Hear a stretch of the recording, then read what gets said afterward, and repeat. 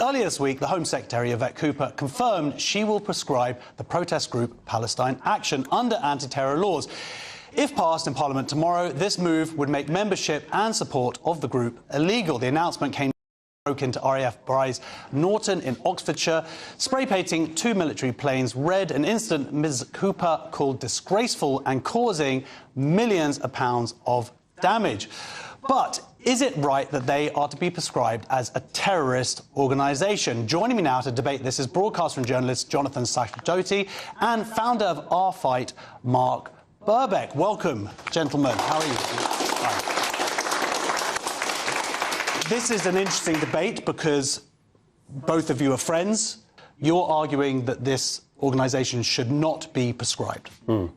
Yeah. So my position here, and you're quite right, you showed the footage there from Trafalgar Square on Monday. But my main argument for not prescribing Palestine Action is I think that what we have at the moment is a government that has no clear strategy on terrorism. So we've got a government that, or a party that in the past said that they would prescribe the IRGC, the Iranian Revolutionary Guard Corps, that they cannot bring themselves to support wholeheartedly Israel in its actions to defang Iran over its nuclear program. They were even on the phone to the foreign minister shortly afterwards. So they're very confused. They're very lacking in... they're toothless in terms of challenging terrorism, and particularly we're about to, in just over a week, it will be the anniversary of 7/7. So we really should be asking ourselves, can this government keep us safe? Can this government really challenge terrorism? And the fact that they are not prepared to prescribe the IRGC, but they are prepared to put Palestine Action on the same level as Hamas, ISIS, Hizb ut-Tahrir, Boko Haram, to me, is just indicative of the fact that they don't know what they're doing and they're confused. So, I mean, that's a good point. The other thing, Jonathan, that people would argue is that this is a threat to all of our free speech. If you're prescribing a group like Palestine Action, what does this mean for other groups who... I mean, are they really a terrorist organisation? There's definitely a spectrum of terrorist organisations, and I would say that Palestine Action are quite a pathetic bunch and maybe aren't quite comparable with ISIS or Hamas. However, it's not a freedom of speech issue. It's not speech. When you break into the biggest airbase in the country or the most important and trash the aeroplanes, that's not speech. Nobody has the right to do that under any political cause, under any ideology.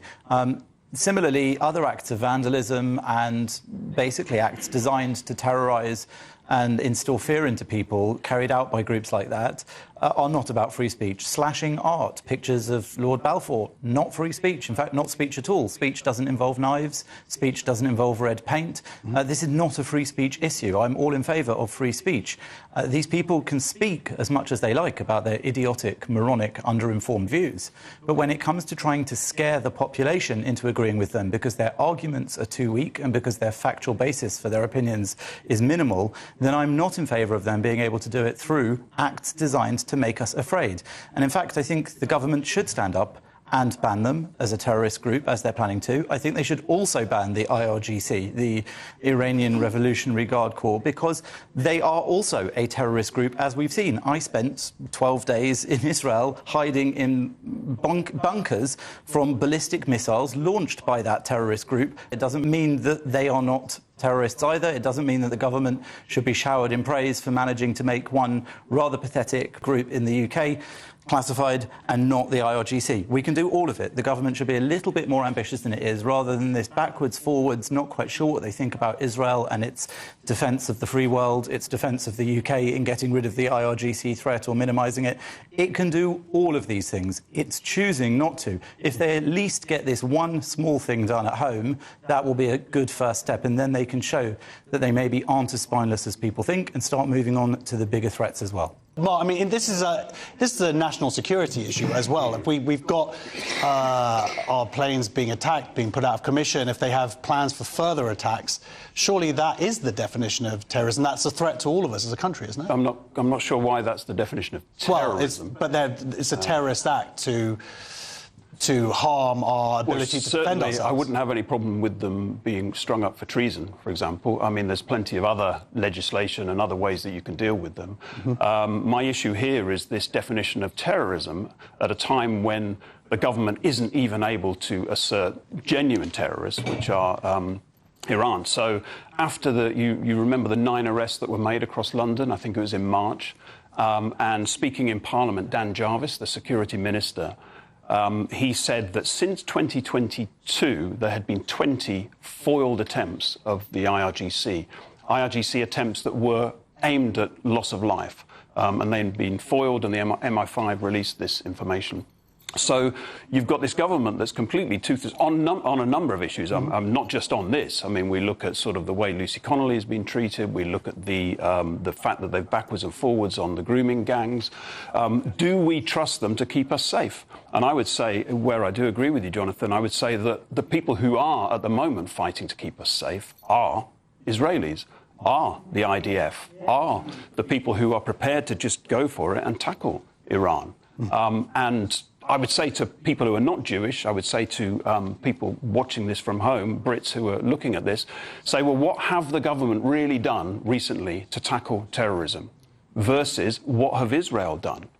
I mean, you showed in your clip there in the lead-up about Glastonbury yesterday, where they're talking about death to the IDF. The people of Israel are sending their sons and daughters to fight against terrorism. It's not just, don't think just the IDF. Think there are people in this country whose children are in the army that they are worrying about continuously, and then we have idiots like that at Glastonbury making these kinds of things.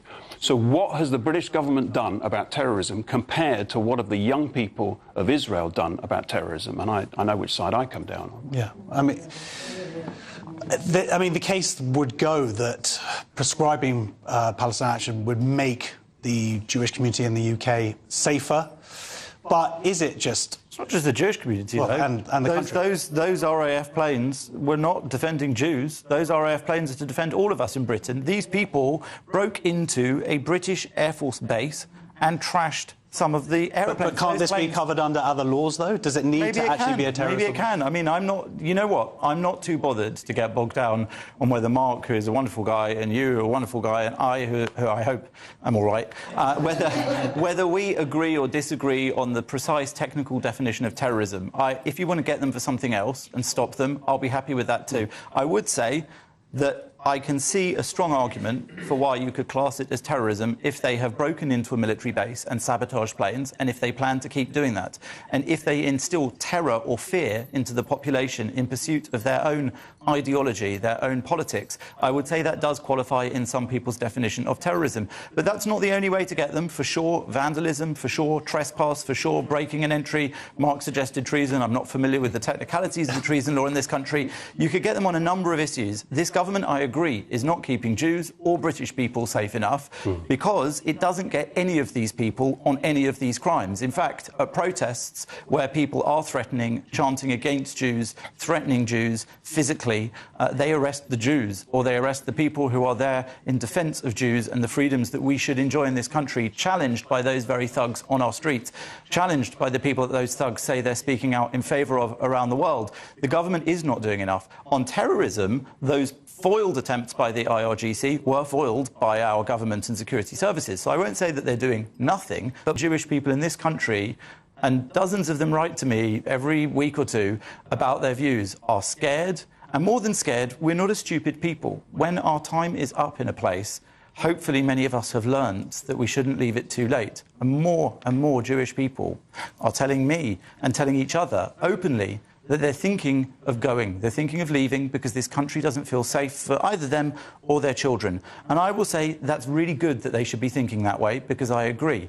But what I worry about is, what are ordinary British people who aren't Jewish going to do? Where are they going to go? Because this isn't just a threat to Jewish people. This is a threat to Western freedoms and democracy. This is a threat to our values. Jews may come first, but once we've gone through our own move or through something worse, they will surely move on to everybody else. They already have. They've blown up British children in Manchester Arena in the name of the same sort of ideology that the IDF is fighting. The British government of any colour or stripe needs to get serious and deal with this stuff properly, whether it's through terrorism legislation or others. This is just the end of the line for this kind of tolerance, of this kind of violence, intimidation and bullying of the population into very unpopular positions and views. Oh, you get a round of applause now. I mean, I think that a lot of we are agreeing on many things here. Best debate ever. Yeah, best debate ever. But I guess when it comes down to the fact that actually there is a problem here where the government might be seeing this as an easy target, where they're not making the hard decisions to actually tackle real terrorism in this country and going after what's seen as maybe more of a soft target. Now, I don't think these are good guys. The Palestine Action, they have supposedly and they have been arrested, some of them, for these actions, but attacked a Jewish business in a Jewish area. So when we talk about terror, that is terrorism being spread there. Jewish artifacts of mezuzah being covered in paint, windows being smashed because they thought there was some connection to an arms business, and it turns out that there wasn't. So what do you think the government should do? Would it make it, if the government did prescribe the Iranian guards, would that make you happy? Would that be the step that you would prefer to see? I think that would make me happier in the sense that at least it is a step. But I suspect, I have a suspicion that the reason they're going after Palestine Action is because they don't want to have these cases in court. So you remember the Edward Colston statue? I don't know if you recall, but what happened there was the people who pushed the statue into the river got away with it. The jury found them not guilty or no case. I can't remember the terminology. There are some people from Palestine Action who have committed similar acts who have been found not guilty by the jury. And that's predicated on this kind of self-righteous moral idea that they're somehow saving the people of Gaza by intervening. So I suspect that the British government doesn't want to have these kinds of cases and doesn't want them to appear in court because they don't want to have to make the argument, like we were talking about a moment ago, about why we should stand with Israel. So actually, I think we shouldn't let them off the hook. I think we should push that. I think it would be fantastic if one of these cases went to court and people made a showcase out of it and said there is no genocide in Gaza. This is all a myth. All of these people are spreading lies, whether it's at Glastonbury, whether it's Sally Rooney, whether it's, Lammy, the arms embargoes. All of these things are contributing to that. And that's what we need to challenge. And I think allowing them to get away with looking like they're doing something over Palestine Action would be a real terrible situation to get into. At least when it comes to people like Lammy and Keir Starmer, I firmly believe that they know when they make these performative acts like these partial arms embargoes and these sorts of statements, they do understand they're doing this for other reasons. When it comes to actual close collaboration with the Israelis, especially on intelligence, they know that in that relationship, this country, the United Kingdom, benefits far more than Israel in those two-way conversations. And so I think that it is absolutely shameful that when Israel is in its moment of need and when it is engaged in this war, in which it's still doing pretty well against those forces, Britain hasn't come out and stood there in strength behind Israel without all these shows for people they believe won't like them if they actually come out and say what they know and think. I know that many of them know the truth about this, and it's time had the strength and courage to say it out loud so that the public can actually also speak out. So many people in the British public also know this and realise this,